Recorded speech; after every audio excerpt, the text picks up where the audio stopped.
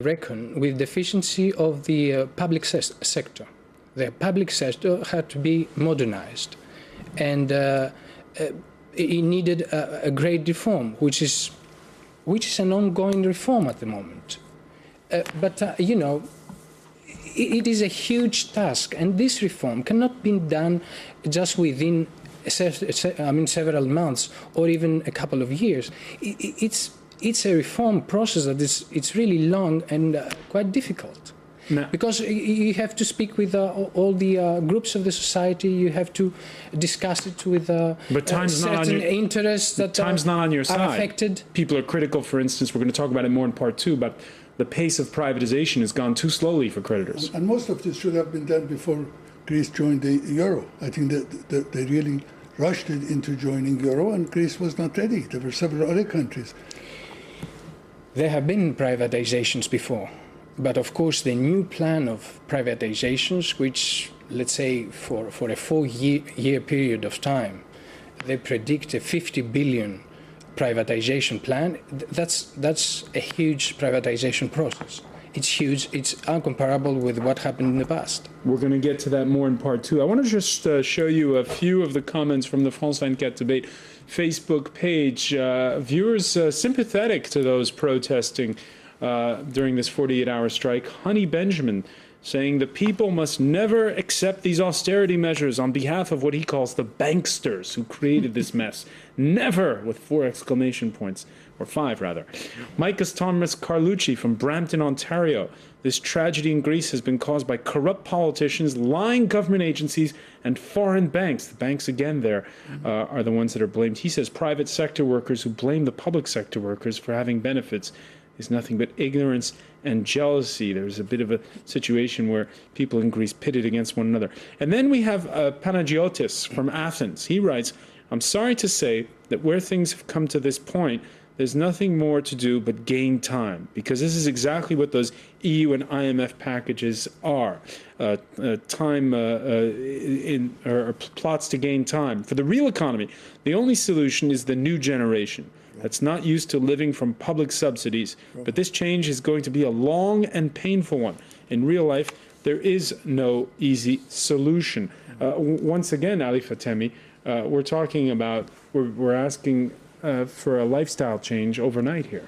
Yeah, I think Greece is going to be the catalyzer for changing the European Monetary Union. I think we are going to see, as a result of the tragedy that's going on right now, that we are going to have in the future not only a monetary union, but a fiscal union. We are going to have the same tax system. We are going to have the same kind of fiscal restrictions on the budgets controlled from Brussels. There is no other way. You can't just ask taxpayers of Germany for money when you need it, and then you say, it's my business whether I pay taxes or not. It's going to end for Spain, for Portugal, for Italy, for France, all these things. Either the European Union, European Monetary Union will survive, then it needs to have the same fiscal policy, or sooner or later it will break up. All right, it's almost time for the break, but before we go, Yanis Varoufakis with us by telephone. That 48-hour strike hitting our Skype connection, it seems, Yanis. Your thoughts very briefly on this issue of the fact that this is actually interim and that the real hard medicine is yet to come. Well, the medicine has been tried before. We are having a deja vu feeling experience now, because the medicine is not different at all to the medicine that was applied in May 2010, if you remember, with bailout Mark 1 and austerity Mark 1. Bailout Mark 2 and austerity Mark 2 is just more of the same. And the first medicine, it wasn't just that it was bitter and nevertheless resulted in some improvement in the patient. The opposite happened. It was poisoning the patient. It was making the debt to GDP ratio worse, the recession deeper, and it spread contagion to Ireland and Portugal. We're discussing where Greece is going to have a radical lifestyle change after this, the passage of a second austerity plan for the Greeks, the second in under a year. to the tune of 28 billion euros. Talking about it with us is Etimos Aravantinos of the Greek Embassy here in Paris. Thanks for being with us. From Athens, we have with us Yanis Varoufakis, who teaches economic theory at the University of Athens, Ali Fatemi of the American Graduate School here in Paris. And we're pleased to welcome Bernardo Bartolotti, who teaches economics and who works with what's called the privatization barometer. That's in Turin. Bernardo, can you explain to us, first of all, what the privatization barometer is? Well, good afternoon to everybody and to your guests. The privatization barometer is a portal, so it's a web site facility which we launched in 2004, which is, I think, one of the most comprehensive and I would also say authoritative source for privatization information and data, especially with the focus on Europe, but we'll also try to cover quite as much as we can globally. All right, your presence is handy because in a moment we're going to be looking at privatization. Before the break, we were talking with Yanis Varoufakis about the fact that the first bailout plan was hurting the patient more than helping him. With the second bailout plan, anything changed on that front? Are you asking to me? No, I'm asking Yanis Varoufakis in Athens. I'm sorry.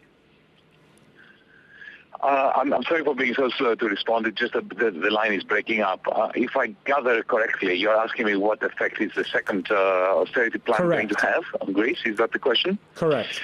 Well, it's going to... Look, the problem that Greece is facing is that it's frozen out of the markets. And the reason why it's frozen out of the markets is because we have an explosive debt-to-GDP ratio. Now, this mix of expensive new huge loans and further austerity does one thing to that ratio. It increases the numerator, which is the debt, and it shrinks the denominator, which is GDP. Greece is in a state of meltdown. All markets, more or less, except perhaps for tourism and shipping, are in a free fall. So if you impose hefty new taxes on those who are on very low incomes even retrospective taxes, all you're going to do in the context of a recession is deepen the recession, and that will reduce GDP. So there is no doubt that this medicine, as you put it earlier, is going to make the problem for which it was prescribed worse. If this was a medical establishment, the medical profession, the doctors would have been stricken off the register. All right. We're going to take a look at some of that medicine entails. And for now, what it entails to a large degree is generating more capital, privatizations. Here we can see some of the major companies there: OTE Telecoms, PPC, the power company, the horse racing body, the betting company, Hellenic Post Bank, Train OSC, the train operator. Those just some of the companies that are up for privatization. But Bernardo Bartolotti, is that going to be enough? Unfortunately, the answer is a qualified no.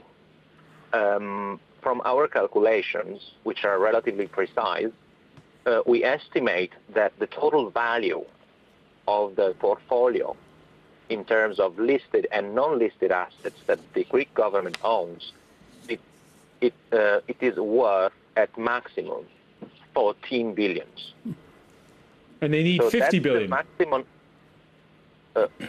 Yeah, but they need 50.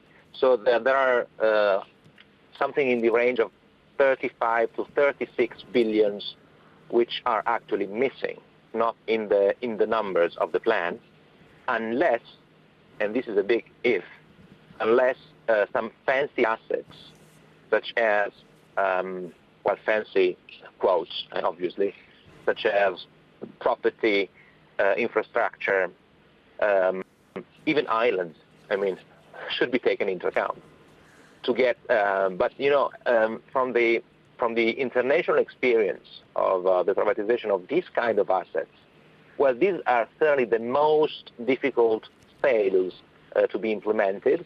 There are thorny valuation issues at stake. There are an issue of finding buyers. There is an issue of regulation, for instance, as far as all the infrastructure and construction are concerned. So it's really a very difficult path that I see ahead if we really want to go that way. All right, so a difficult task is difficult economically, and etymoses aravantinos. It could be difficult politically if you ask Greece to start selling. Some are even openly talking, as you just heard, about selling islands, about selling sites that are culturally sensitive. What's your reaction when you hear that? Well, we're not talking about selling islands in any case. And that's a bit undermining a bit Greek people as well as Greece in general. But I agree with the gentleman that, of course, it is difficult to sell assets. It's not an easy task, but I'm quite confident that the plan organized by the government is a very detailed and a plan which is well organized in time. But you just heard they're supposed to come up with at least 50 billion, and they're at least 35 short. That's what the gentleman says. Perhaps those are his estimates. Those are his estimates. Not necessarily. But the I mean, you value. don't expect me to trust more his estimates than the government estimates. I'm sorry about that. I totally agree with you. One thing the gentleman on the phone didn't mention is the fact that once you privatize, you reduce government employment, and you create, not only government does not have to pay these people, government will start collecting taxes from the private producers. So in government expenditures go down and government revenue increases. And another thing is, I mean, how did he evaluate prices? All right, Bernardo Bartolotti, a lot of questions there.